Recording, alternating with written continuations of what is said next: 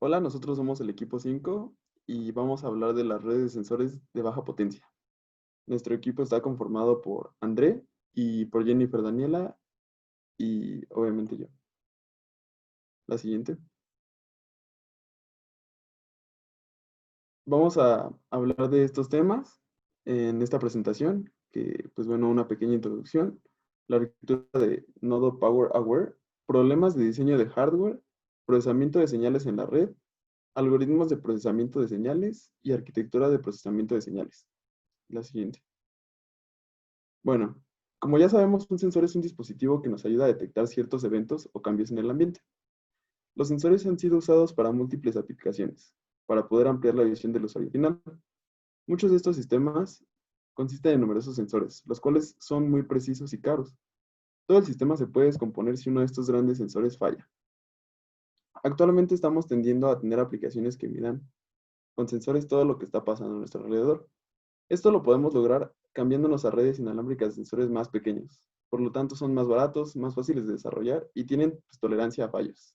La siguiente, por favor. Estos pequeños sensores tienen varias aplicaciones, las cuales son monitoreo el ambiente, para seguridad y para la salud y medicina. Y bueno, a continuación podemos ver una figura que muestra un ejemplo de pues, una red de sensores inalámbricos. Existen varios problemas en una red de sistemas una red de sensores grandes.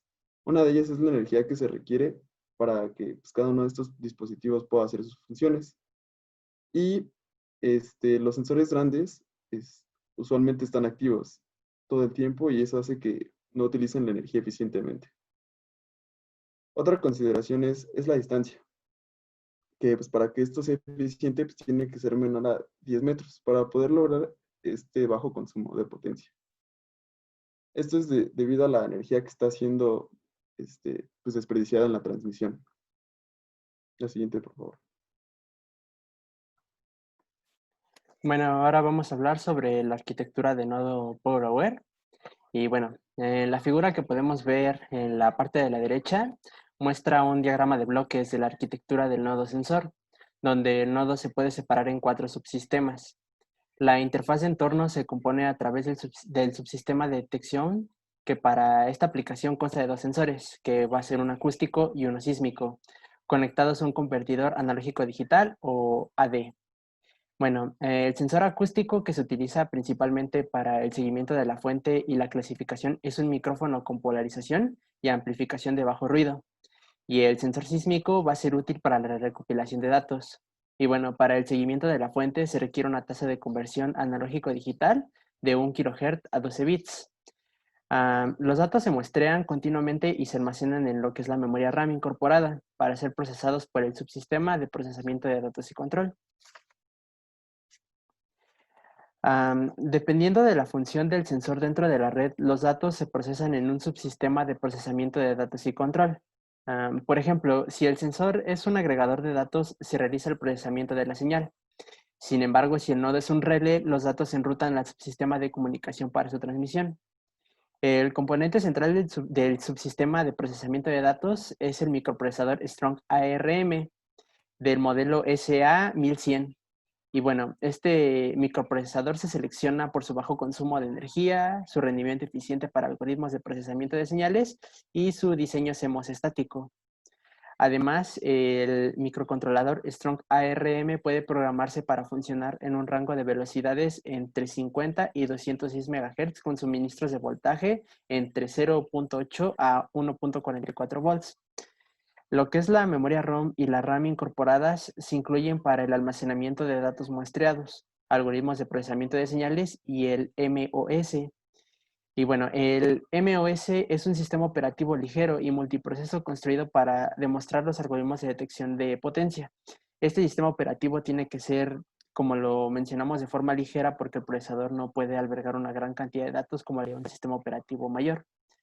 En la figura que tenemos en la parte izquierda muestra la placa del circuito impreso que implementa el subsistema de procesamiento de datos y control basados en Strong ARM bajo un chip de Intel. Y bueno, para colaborar con los sensores vecinos y con el usuario final, los datos de Strong ARM se pasan al subsistema de radio o comunicaciones del nodo. Finalmente, el módulo de radio es capaz de transmitir hasta 1 megabit por segundo en un rango de hasta 10 metros. El subsistema final del nodo es un subsistema de batería, como lo vimos aquí. En la parte superior izquierda podemos ver en lo que es el módulo de la batería. Este, los reguladores generan suministros de 5, 3.3, 9 o 15 volts ajustables desde la batería. El suministro de 5 volts alimenta los circuitos del sensor analógico y el convertidor analógico digital, mientras que el suministro de 3.3 volts alimenta todos los componentes digitales en el nodo del sensor, con la excepción del núcleo del procesador.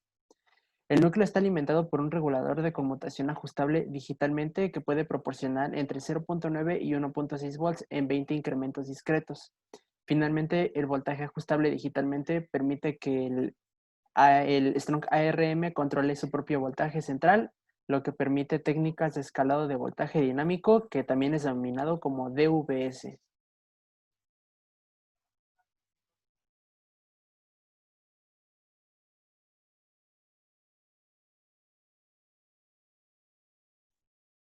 Bueno, los problemas de diseño de hardware. Hablaremos de los problemas de diseño de hardware, en donde es importante estimar la energía que se requiere para realizar la aplicación cuando están procesando algo para que ellos solo puedan configurarse, los sensores, para cumplir la baja potencia. Un ejemplo podría ser que un sensor puede tener la habilidad de decidir si cierta aplicación puede ser ejecutada. Si no, el voltaje del nodo con un convertidor y realizar esa aplicación con un rendimiento reducido, o que el sensor haga lo mismo, pero con precisión reducida. O sea, bueno, que el sensor haga la misma aplicación, pero con precisión reducida. Esto para pues, reducir la potencia. La siguiente, por favor. Bueno, hablaremos del modelo de energía del procesador. Para tener un cálculo mejor de la energía, lo podemos ver con un modelo matemático, los cuales nos darán la energía total en función del voltaje consumido por nuestro ARM y la frecuencia a la que se trabaja. Bueno, si quieren ver un poco más del proceso matemático, específicamente del ARM, SA1100, lo pueden encontrar en el libro de Application of Programmable DSPs in Mobile Communications. Se han realizado varios experimentos específicamente con el ARM S11, donde se calculó la energía de diversas rutinas. Como lo podemos ver en la imagen de su lado izquierdo, tenemos diferentes rutinas, como son la FFT, que pues bueno, ya la hemos estado manejando.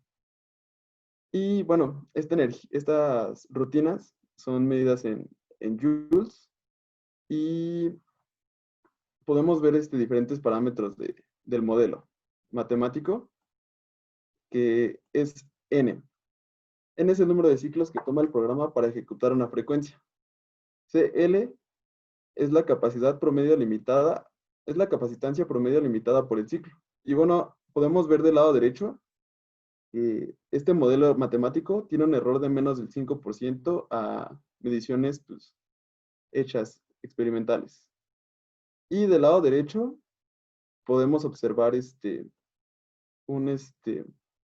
una gráfica que contiene el promedio de la energía gastada por medio de diferentes instrucciones. Usualmente esperaríamos que la variación entre instrucción fuera más drástica en procesadores que usan una puerta de reloj. ¿Qué es esto? La puerta de reloj es una técnica donde se quita la señal de reloj cuando un circuito no está en uso. Siguiente, por favor.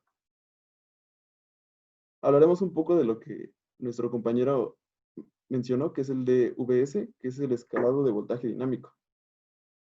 El escalado de voltaje dinámico usualmente no es tan eficaz si se maneja por sí solo.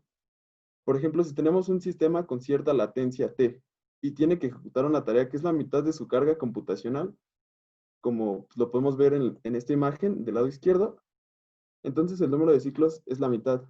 La energía del sistema salvará solo un medio de la energía, como se puede ver aquí, que solo está activo la mitad y el otro está en modo ocioso. Pero lo mejor es tener un caso como el que tenemos del lado derecho, que está activo todo el tiempo. Pero lo que va a hacer es reducir la frecuencia a la que está trabajando nuestro controlador. Y pues bueno, aquí abajo podemos ver una gráfica que nos muestra la energía de operación SA1100 con diferentes voltajes y diferentes frecuencias de reloj, viendo su comportamiento. Y como podemos ver, si lo tenemos pues, normal o con el DVS dinámico, por así decirlo, normal, podemos ver que tiene un comportamiento lineal. Mientras que al cambiar su frecuencia de reloj, podemos ver que pues, es un comportamiento más cuadrático. Siguiente, por favor. Bueno, con esto podemos decir que el DVS es un escalado dinámico de voltaje y es una técnica que cambia el suministro de voltaje y la frecuencia de reloj dependiendo de la carga computacional. Aquí podemos ver una ilustración de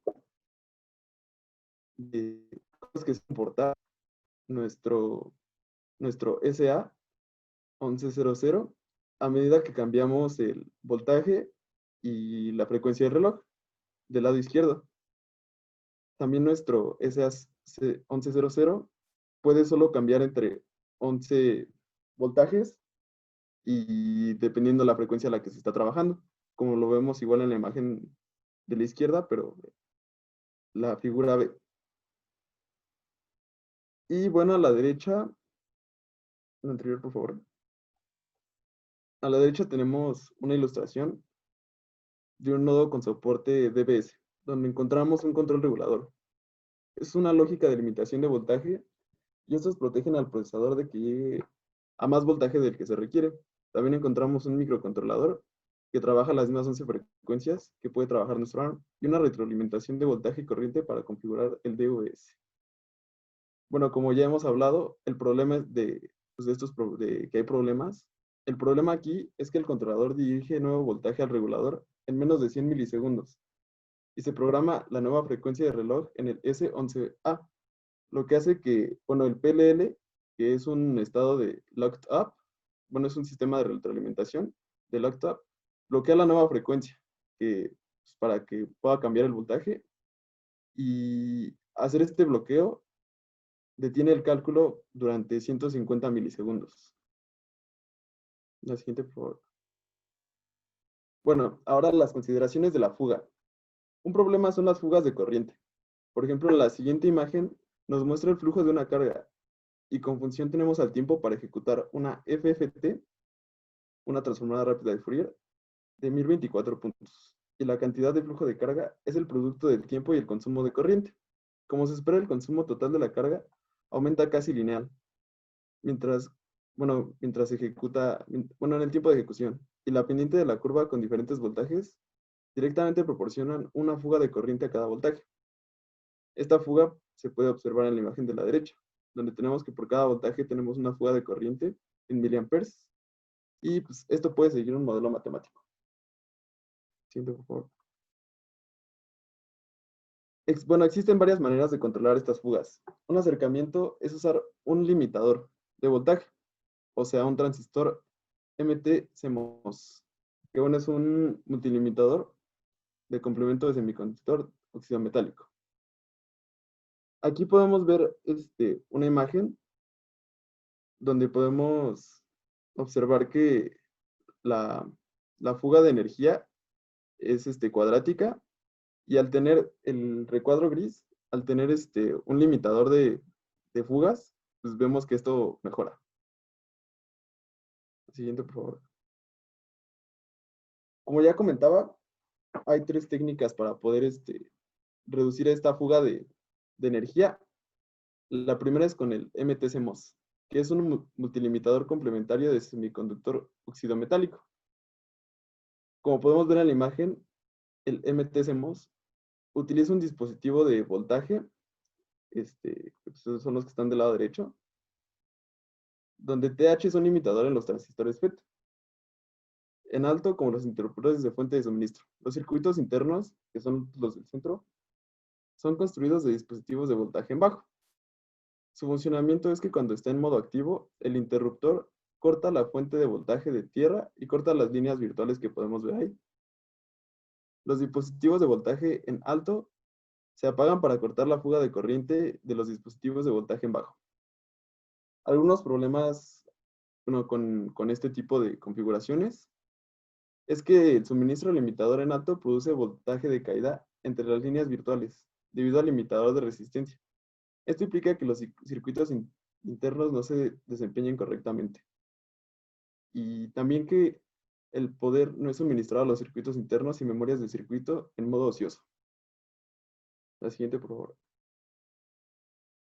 También tenemos BTCMOS, que es el limitador variable complementario de semiconductor óxido metálico. Este caso es muy parecido al anterior, con la diferencia de que se van a utilizar dispositivos MOS tipo P y dispositivos MOS tipo N. Esto para lograr incrementar el voltaje del limitador y pues pueda cortar mejor la energía de cuando, bueno, se está teniendo una fuga. El problema de esto es que al utilizar estos dispositivos pueden llegar a tener un ruido que pues, va a afectar un poco a nuestra señal. El siguiente, por favor. Como su nombre nos dice, pues es de solución al pasado. Es un esquema conmutado de sustracción de impedancia. Y bueno, este esquema es una solución, como ya lo había comentado, a lo de arriba, que genera un voltaje PV, pero con transistores VTH, o sea, los transistores que generan el voltaje VB, que son los bipolares, lo van a lograr con transistores FET. Este sistema distribuye el conmutado de celdas como suministros conmutados para BPP. Esto significa que el conmutado de celda encenderá las señales Phi1, Phi-P y Phi-N, perdón, como las vemos ahí, en el modo activo. Para los circuitos internos, los conmutadores conectan a VDD y GND con señales BPP y BBN, como lo vemos pues, igual en la figura. Para el modo ocioso, el conmutador en alto del voltaje TH se apaga y el controlador de conmutación de sustracción que está hasta la izquierda controla directamente a BBB.P y BBB.N, como quieren que se maneje. Algunos inconvenientes son que, como el caso anterior, cuando la impedancia del interruptor VBB es alta, los circuitos internos no tienen energía durante el modo activo. Siguiente, por favor. Pero pues bueno, vemos que el esquema anterior pues sí es un poco más eficiente que los anteriores, ya que tenemos el Super H4, que logra generar 1000 MIPS sobre W de rendimiento, que son los MIPS, son 1.000.000 de instrucciones por segundo sobre watt. Y pues podemos ver aquí la última solución en físico, en el esquema del Super H4.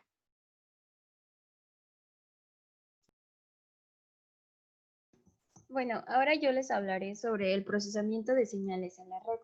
Primero les daré como un panorama general.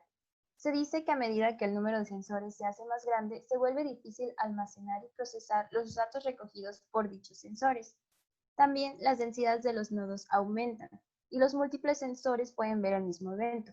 Para reducir la disipación de energía, se debe reducir la comunicación de información redundante y además se debe extraer la información importante de los datos del sensor. Esto se logra teniendo una capa de protocolo de red para sensores cuando se comunican localmente. Además, la agregación de datos se debe hacer con datos altamente correlacionados. De forma general, los algoritmos de procesamiento de señales se utilizan para hacer importantes interferencias de los datos. A continuación, les hablaré sobre los protocolos de optimización de las redes de microsensores, donde el procesamiento de las señales se hace precisamente en los nodos de los sensores. El primer protocolo del que les hablaré es el de comunicación directa. Bueno, a menudo las redes de sensores se utilizan para vigilar zonas remotas o situaciones de desastre. En ambos casos, el usuario final no puede ser localizado cerca de los sensores. Por lo tanto, la comunicación directa entre los usuarios y los sensores se caracteriza por ser extremadamente intensa energéticamente, ya que la energía de transmisión se da en una escala como R a la N, donde N típicamente varía entre los valores de 2 y 4. Además, como la comunicación directa no permite la reutilización espacial, este enfoque puede no ser factible para las redes de sensores a gran escala. En la figura que probablemente no se alcanza a ver muy bien, se muestra la comunicación directa con una base, una estación de base. Siguiente, por favor. Bueno, ahora les hablaré sobre el enrutamiento multisalto. Este método es común en las redes inalámbricas, en el que los sensores actúan como enrutadores para los datos de otros sensores. Este enrutamiento se caracteriza porque minimiza la distancia a la que un sensor individual debe transmitir sus datos y por lo tanto minimiza la energía disipada para ese sensor. Un método para elegir las rutas es minimizar la cantidad total de transmisión necesaria para llevar los datos del nodo a la estación base. Sin embargo, este enrutamiento multisalto tiene ciertas desventajas, entre las que destaca que requiere que varios sensores transmitan y reciban una señal particular, por lo que este protocolo puede no lograr la eficiencia energética global. Además, los sensores cercanos al usuario final se utilizarán como enrutadores para un gran número de los demás sensores, haciendo que su vida útil se reduzca drásticamente. En la figura también se muestra un esquema de comunicación multisalto que tiene una estación base. Siguiente, por favor. El siguiente protocolo del que les hablaré es el de agrupación. Se dice que los protocolos de agrupación que utilizan el ahorro de energía de la agregación de datos pueden reducir en gran medida la disipación de energía en un sistema de sensores. Entre sus características está que utilizan la jerarquía de agrupación adaptable de baja energía, que por sus siglas en inglés se conoce como LEACH. En estos protocolos, los sensores se organizan en agrupaciones locales. Como se puede apreciar en la imagen, ahí se muestra un algoritmo de agrupación, donde los nodos grises representan las cabezas de clúster y las funciones FDA, FDB, FDC representan el algoritmo de fusión de datos. Estos clústeres pueden ser organizados jerárquicamente de manera que las cabezas de las agrupaciones transmiten los datos agregados utilizando un enfoque de multisaltos, en lugar del de directamente al usuario final. Esto es para reducir aún más la disipación de energía. Siguiente, por favor. Finalmente les hablaré de la partición del sistema de eficiencia energética. Hay varias formas de mejorar la eficiencia energética. La primera, pues, es diseñando algoritmos que aprovechen la densa localización de los nodos de la red, pues estos sensores que tienen datos altamente correlacionados pueden ser usados en algoritmos de procesamiento de señales para reducir los costos de comunicación. Otra forma de reducir la disipación de energía es distribuir el cómputo entre los sensores. Una aplicación que demuestra este procesamiento es, por ejemplo, el seguimiento de vehículos mediante sensores acústicos. Como se puede apreciar en la figura, LOB significa línea de rumbo y es la dirección desde la que se detecta el sonido. Usando una estimación de algoritmo LOB y asumiendo un protocolo de agrupación como el que les mencioné anteriormente, la localización de la fuente puede ser fácilmente determinada por el punto de intersección de los múltiples LOB.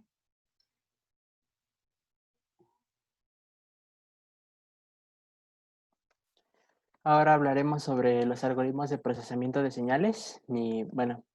La escalabilidad de la energía se puede lograr mediante el monitoreo de los recursos de energía, la latencia y los requisitos de rendimiento para reconfigurar dinámicamente la funcionalidad del sistema. La escalabilidad de energía en los niveles de algoritmo y protocolo es altamente deseable porque se puede lograr un amplio rango de energía y calidad variando los parámetros del algoritmo. Ahora vamos a suponer que existe una distribución de calidad P sub Q de X, la probabilidad de que el usuario final desee la calidad X, entonces el consumo de energía promedio por muestra de salida se puede representar como en la ecuación que vemos en la parte inferior. Va a ser igual a la integral de la probabilidad P sub Q de X por E de X diferencial de X. Y bueno, donde E de X es la energía disipada por el sistema para dar calidad X. Una distribución típica es la E-Q, que se muestra en esta figura que tenemos aquí. Bueno, aquí podemos ver dos curvas. Una representa lo que es el algoritmo número 1, mientras que la otra representa el algoritmo número 2. Bueno, no hay que verlo demasiado como para saber que el algoritmo número 2 funciona de una forma más eficiente que el algoritmo número 1, ya que requiere menor potencia para tener una mayor calidad de distribución. Las transformaciones algorítmicas se pueden usar para mejorar las características de E-Cube de un sistema. Por ejemplo, aquí en las curvas, E-Cube para el filtrado de respuesta al impulso finito FIR y la formación que hace el algoritmo de mínimos cuadrados para la agregación de datos se pueden transformar para mejorar los sistemas de escalabilidad de energía. Y bueno, vamos a enfatizar en los dos algoritmos que vimos en la gráfica anterior y empezaremos por el filtrado ágil de energía. Para el comportamiento deseado de E-Cube, los ciclos de Mach provenientes de un filtro FIR que contribuyen más significativamente a la salida YDN debe realizarse primero. Cada una de las sumas parciales que son de las multiplicaciones X de K por HDN menos K dependen de la muestra de datos y por lo tanto no es evidente cuáles deben acumularse primero. Intuitivamente, las sumas parciales que tienen una magnitud máxima deben acumularse primero, mientras que la mayoría de los coeficientes de un filtro FIR tienen algunos coeficientes que son demasiado grandes en magnitud y progresivamente reducen su amplitud. Por lo tanto, la primera transformación simple pero efectiva más significativa significa en ordenar la respuesta al impulso en orden de magnitud decreciente y reordenar los ciclos Mach de manera que la suma parcial correspondiente al coeficiente más grande se acumule primero, como se muestra en la figura que tenemos aquí, donde en la parte que tenemos en la izquierda vemos cómo se hace una reorganización de los coeficientes de nuestro filtro FIR. Bueno, indudablemente la muestra de datos multiplicada por el coeficiente podría ser tan pequeña como para mitigar el efecto de la suma parcial. Sin embargo, en un caso promedio, el reordenamiento de coeficientes por magnitud produce un mejor rendimiento de E-Q que en el esquema original. En la parte que tenemos en la derecha, podemos ver los resultados de la escalabilidad para un filtrado de paso bajo de datos de voz muestreadas a 10 kHz, utilizando un filtro FIR de 128 coeficientes, cuya respuesta al impulso también se describe, como lo podemos ver.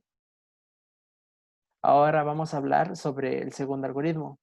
Para determinar la curva E-Q del algoritmo de formación para mínimos cuadrados, realizaremos la formación de curva en los datos del sensor. Medimos lo que es la energía disipada en nuestro procesador Strong ARM y calculamos la salida del filtro correspondiente a medida de que variamos el número de sensores en la formación de la curva y a medida que la fuente se mueve de la ubicación A a B.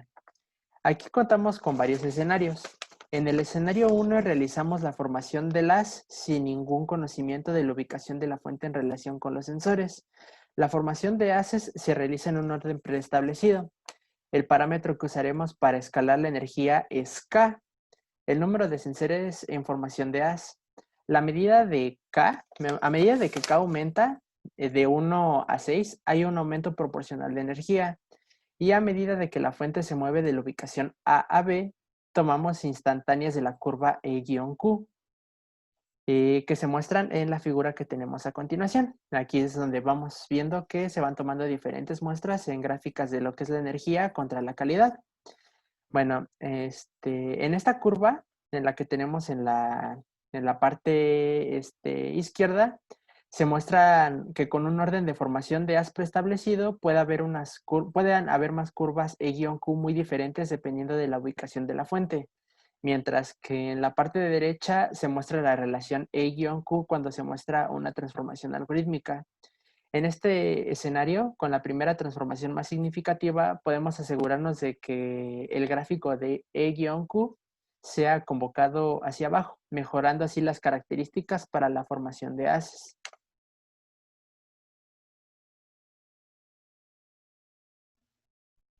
Bueno, ahora les hablaré sobre las arquitecturas de procesadores. de procesamientos de señales. Primero que nada, una forma es el filtro de longitud variable, pero también les hablaré sobre el filtro de precisión variable. El bloque del algoritmo de formación de haces del LMS puede implementarse utilizando un enfoque de línea de retardo de derivación, como se muestra en esta figura. Se dice que el aumento de la longitud del filtro adaptativo mejora la resolución de frecuencia del procesamiento de la señal realizada, reduciendo así el error cuadrático medio, que se conoce como NSE, y mejorando el rendimiento. Sin embargo, esto viene a costa de un aumento en la disipación de la energía. En palabras generales, este gráfico muestra que a medida que la latencia del programa aumenta, lo que corresponde a la disminución de la frecuencia de reloj, hay una gran cantidad de ahorro de energía utilizando un suministro de voltaje variable sobre el uso de un suministro de voltaje fijo. Siguiente, por favor. Bueno, aquí está lo de la arquitectura de precisión variable. Se observa que en la figura hay un filtro FIR basado en DA de 4 derivaciones. La DA, también conocida como aritmética distribuida, es una técnica de bit serial sin multiplicador, que aprovecha el hecho de que uno de los vectores en el producto interno es fijo. La primera implementación, usando una arquitectura de precisión variable, tendrá características de calidad de energía deseables y cada valor intermedio sucesivo estará más cerca del valor final en un sentido estocástico. Una gran parte del procesamiento del habla puede realizarse utilizando precisamente la DA, la aritmética distribuida, para procesamiento de precisión variable y para reducir también la disipación de energía. Siguiente. Bueno, esta es la bibliografía que utilizamos y esto sería todo por nuestra parte. Le agradezco su tiempo. Muchas gracias. Gracias.